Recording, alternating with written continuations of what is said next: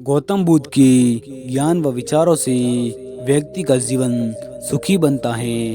बुद्ध से बहुत सी कहानियाँ जुड़ी हैं जिससे आपको नई सीख मिलती हैं और साथ ही जीवन की रूपरेखा बदलती हैं। हर व्यक्ति अपने जीवन में अच्छे व बुरे कर्मों को दोनों को करता है।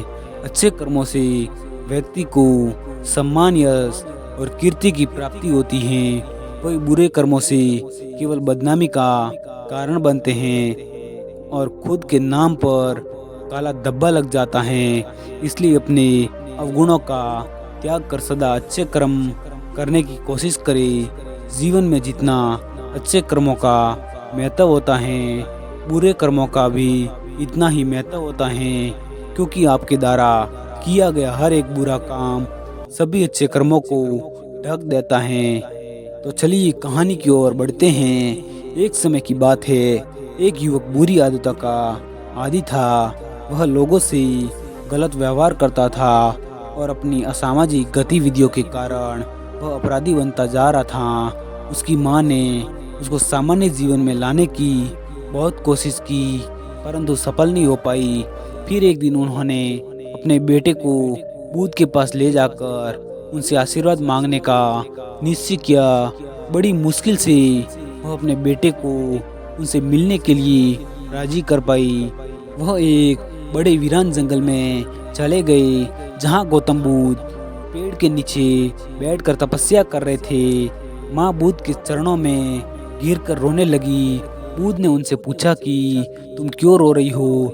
तब माँ ने कहा कि मेरा बेटा सारे बुरे काम कर रहा है और अपराधियों के साथ अपराध कर रहा है, कृपया कुछ करिए।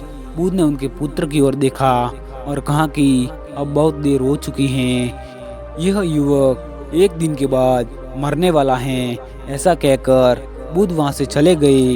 माँ और बेटा ये सुनकर हैरान हो गए और उदास मन से दोनों अपने घर लौट आए। मौत के डर से दोनों रात भर सो नहीं पाए। पूरी रात बीत गई और आखिरी टाइम में गौतम बुद्ध उनके इलाके में आए। फिर उनके घर पर आए।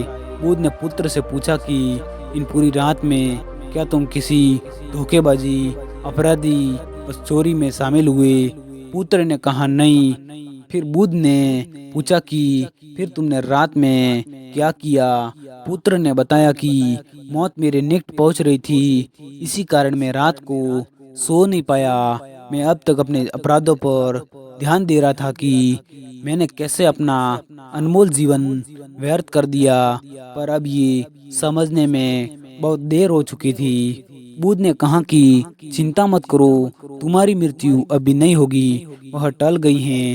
अपनी शेष जिंदगी सही कर्मों में बिताओ और दूसरों के प्रति उदार रहो। फिर वह लड़का बहुत दयावान व लोगों की सेवा में पूरा जीवन लगा दिया।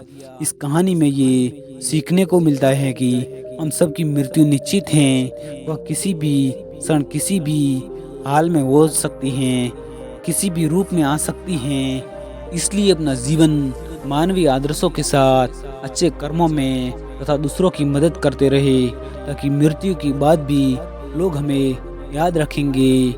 धन्यवाद।